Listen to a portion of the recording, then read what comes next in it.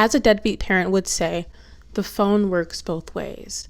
But as any traumatized 5-year-old will tell you, that actually isn't true at all.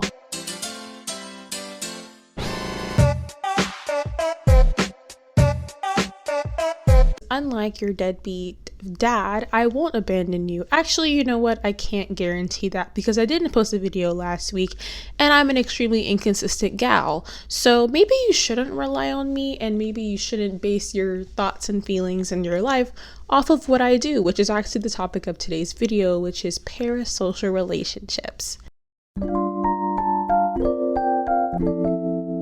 So today, like I said, we are discussing parasocial relationships, and I feel like this video is a good part 2 to the video that I post about the feeling of loneliness online, because I mentioned previously that I had a parasocial relationship with Best Dress, Emma Chamberlain, and way back when I was in high school, I had a really deep connection to Tana Mojo, as well as Shane Dawson. But you know, I was a YouTube girl, Dan and Phil too. That's all I did when I was in school was watch YouTube. So I had a lot of parasocial relationships with a lot of YouTubers. Oh, also Onision, I literally have a screenshot in my phone from when Onision liked one of my tweets, and I literally went insane. I literally started screaming. My mom was like, "What's wrong?" And I said, "My favorite YouTuber disliked my tweet." And she's like, "Why are you on Twitter?" Because I wasn't supposed to have a Twitter then.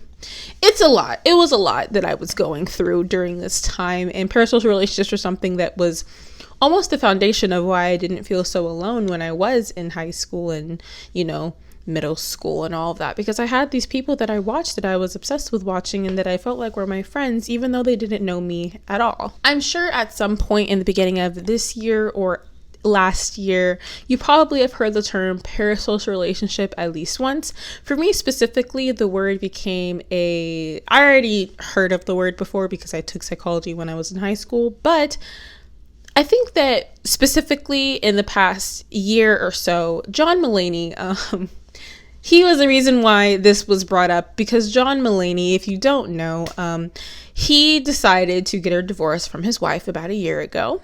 It was I don't know if it was mutual. Like I said, I don't know. You don't know these people, but a lot of people felt like they identified with John Mulaney. A lot of his bits in his shows were about how much he loved his wife, how he was obsessed with his wife. He couldn't live without his wife. He gets divorced from his wife. Everyone gets very shocked, upset, sad, whatever. And then he gets a new girlfriend. And then in a very short amount of time gets that girlfriend pregnant, and now he has a child. And people had a really deep connection to John Mulaney.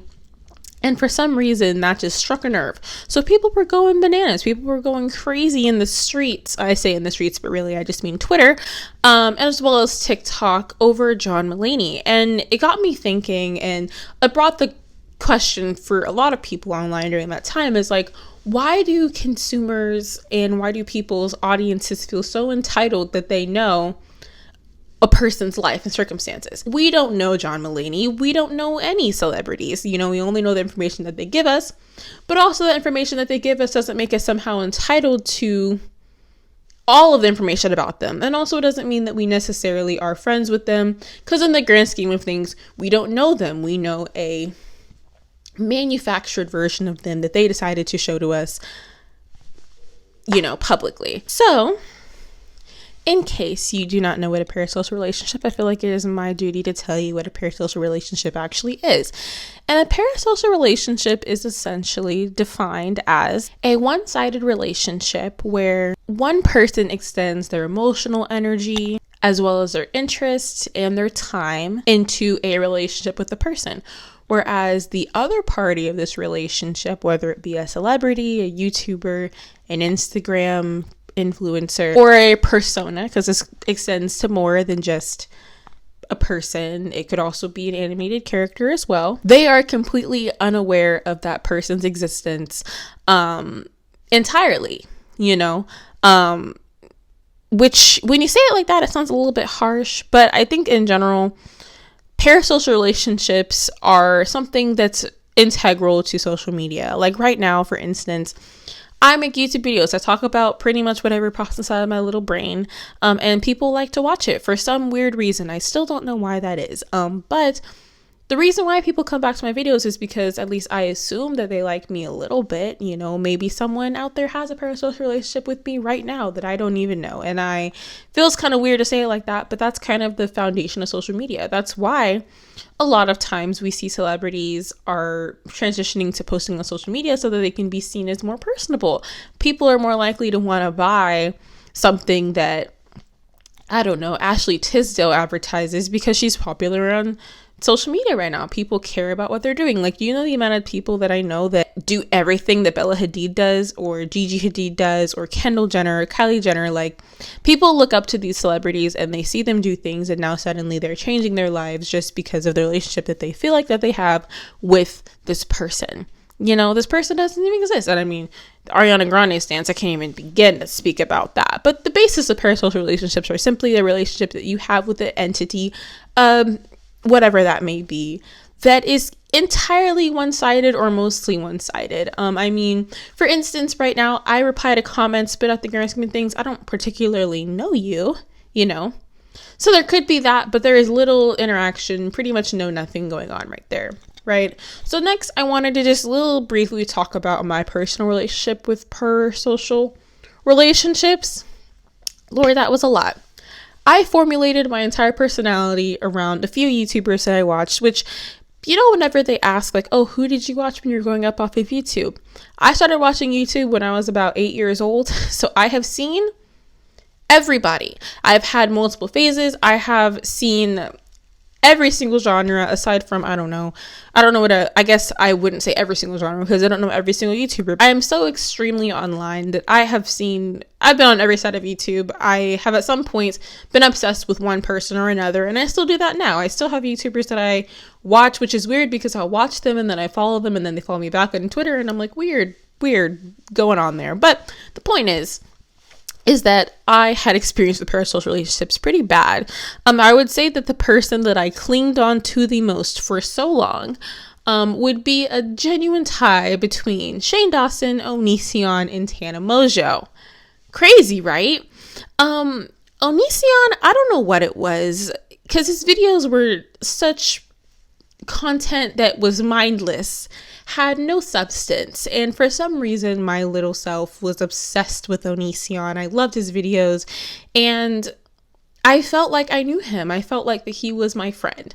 Whenever I would talk about Tana Mongeau when I was in high school, I would be like, yeah, Tana did this, Tana did that. My mother thought that me and Tana Mongeau were friends.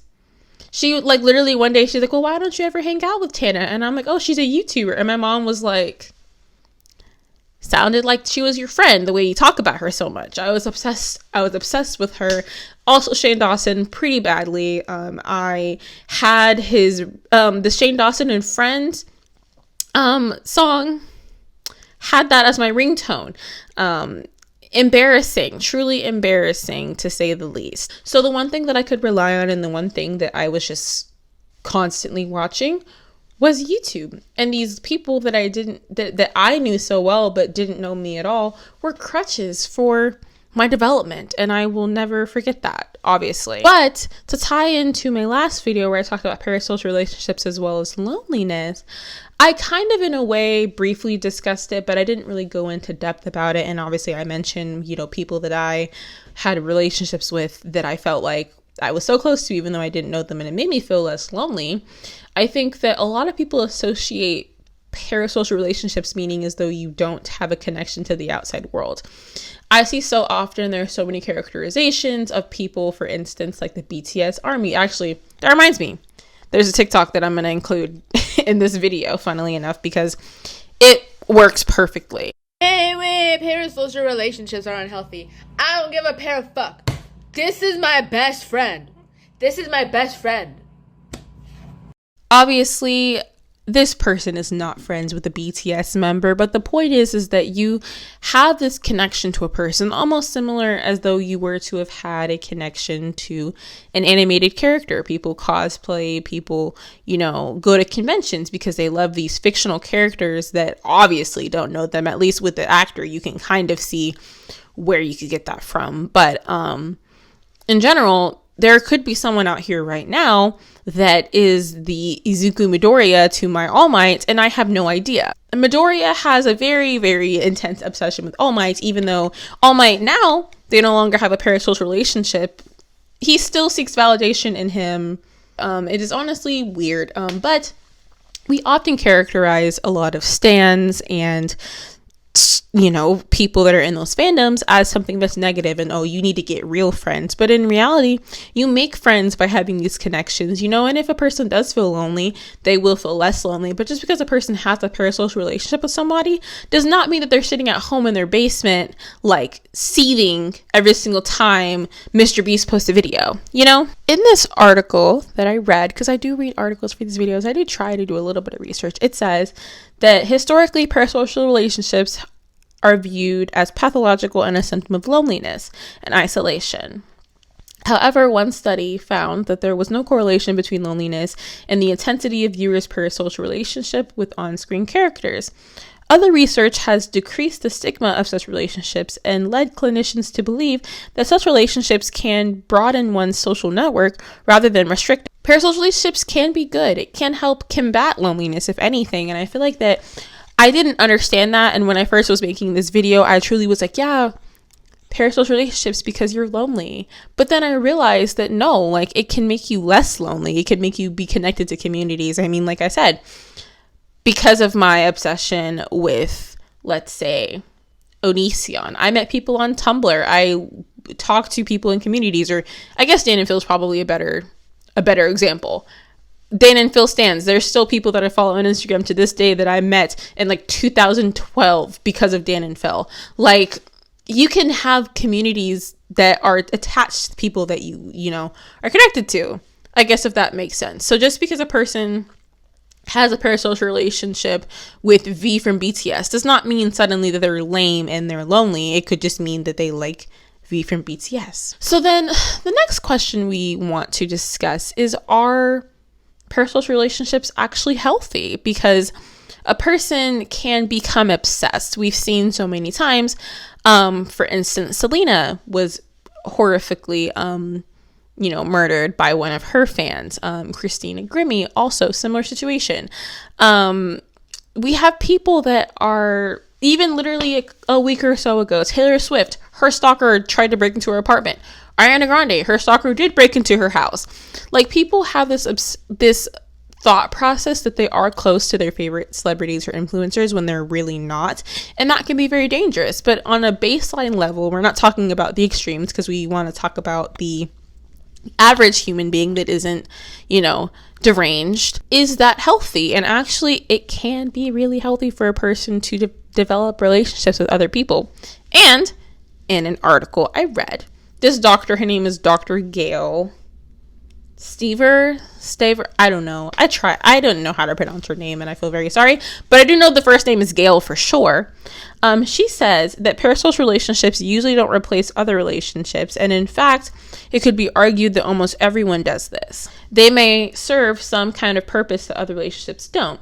And Dr. Sally Varon explains that you don't have to worry that the person with whom you have a parasocial relationship will be mean or unkind or reject you, which is a thing. I swear to God, I never felt like that a person, like, for instance, I never thought that Tana Mojo was rejecting me. Well, I mean, I guess like all the racism stuff. But that aside, when I was watching her little story times or her little vlogs, I never thought that, oh, she's going to abandon me. I never thought that one day Onision was going to stop posting, or I always felt like I could always watch those old videos and I always had like those moments. In fact, literally the other day I rewatched the video that I was obsessed with, not from Onision, one of the lifestyle girls, and I was rewatching this video and I was like, this video, I watched it so many times because I was obsessed with this video, and it made me feel nostalgic and happy, and it filled a little void that I was having in the moment. So just to wrap this up, I just want to say, like, there can be issues with parasocial relationships, obviously those extreme cases, but just because you have a connection to somebody that may not know you, it could serve a purpose to you. I watch so many YouTubers, and it's weird when you're also a content creator, because it's like, that can become a friendship if you wanted it to, depending on, a lot of stipulations there, but I'm still a YouTube fan. I literally have a second account on Twitter that I use to follow people and engage with people that they don't know is me, because I still like that little moment of this relationship with a person that doesn't fully know me all the way. It's a nice little feeling sometimes. And I think that that's good. I think that parasocial relationships can be really good. They can be also very, very bad. So I think that for the average person, if you're sitting at home right now and you're like, yes, Zhariya posted, I'm glad that you feel that way, and I'm glad that I can serve some sort of purpose for you to make you feel happy or brighten your day, because I feel like my purpose in life is to serve others and to bring happiness to the world, wherever that may be. I really want to do acting, but I could see myself doing anything in entertainment, but that's just what I feel like my purpose is. And that's why I like doing stuff like this, because I like talking to, I'm talking to nothing right now. You could be a parasocial relationship for me. Like, I'm talking to a hypothetical person that isn't even here right now. I'm just staring at myself right now. Actually, I'm looking at myself right now, but hi. And I think that that's good. I think that we shouldn't have so much hatred towards parasocial relationships, but also we need to understand that those relationships are not particularly real. Because, for instance, when you criticize people like John Mulaney for, getting a divorce, or you criticize people because you feel like you know them, that's teetering the line. You don't know them. You only know the version that they show you, and that relationship can't serve a purpose. But also, you shouldn't be like hating on people or having this extreme hatred for people or stalking them. Or, Valkyrie recently was talking about having a stalker, and that's scary. That is not how you become friends with somebody. You don't become friends with, let's say, David Dobrik by showing up at his house. That's weird. Don't do that. That's just weird. So yeah, I guess that's it. I'm happy to post a video again. I was working so much last week, so I could not film a video. And that's literally what it was. I didn't have any issues. It wasn't I didn't have a video idea. I simply just didn't film because I had no time to. So I'm happy that I have time right now. And also, I forgot to mention, today's Kindle is Ghoul Friend. My birthday is on August 20th. I'm very excited. I love fall though, but Ghoul Friend, because parasocial relationships. It makes sense, right? I really hope it does. Also, I changed my piercing to a hoop, and I really like it. I guess that's it. I'm just spouting out nothing at this point. I hope you guys liked this video, and if you did, make sure to give it a big thumbs up, because it helps little channels like mine. You can also subscribe to me if you would like to. I do make random community posts, and I try my best to interact with you guys, but also not like in a weird way, just in like a I'm bored type of way. And make sure to leave a comment. Let me know your opinions on parasocial relationships. If you have any YouTubers that you love to watch, because I need new people to watch. I'm getting not sick of the people that I watch, but I just want some more options. So if you have any suggestions, leave them down below. And I guess with all of that said, make sure to stay happy, stay healthy, and stay safe. And I will catch you guys on the next video. Bye, guys.